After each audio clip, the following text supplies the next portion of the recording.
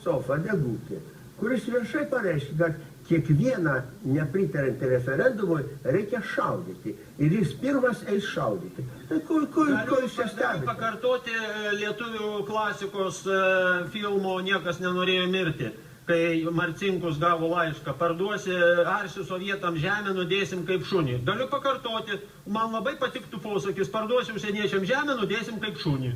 Man labai patiktų. Gerai. Pone Šimašiau, turėtumėt ką atsakyti tai, ką išgirdau? Kai žmonės kartoja sovietinės propagandos triukus, aš nebeturiu ką pridurti. Ten lietuvių klasika. Ten yra lietuvių klasika, kuri propaguoja sovietinės vertybės. Klasika, kuri norėjo parodyti, kad partizanai yra banditai. Ir jūs tai cituojate. Man asmeniškai yra truputėlį gėda dėl to. Kas nors iš kultūros žinovų paaiškinkit Šimašiui, kas yra filmas Niekas nenorėjo mirti ir kas yra Žalakevičius. Gėda jam. Paaiškinkit. Jo gėda Žalakevičiui, apsiverši grabe. Tvarkoju, gal mes neikime prie Niekas nenorėjo mirti, nes galima interpretuoti įvairiai tą kūrinį. Prašau. Galima interpretuoti ir tai, kad ponas Šliužas ragina smurtu susidoroti su kitaminčiais. Konstitucija garantuoja priešintis bet kokiamis priemonėmis.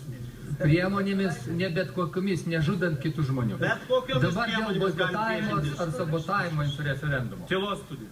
Pagal įstatymą pasakyta, kad Seimas gali sudaryti ekspertų grupę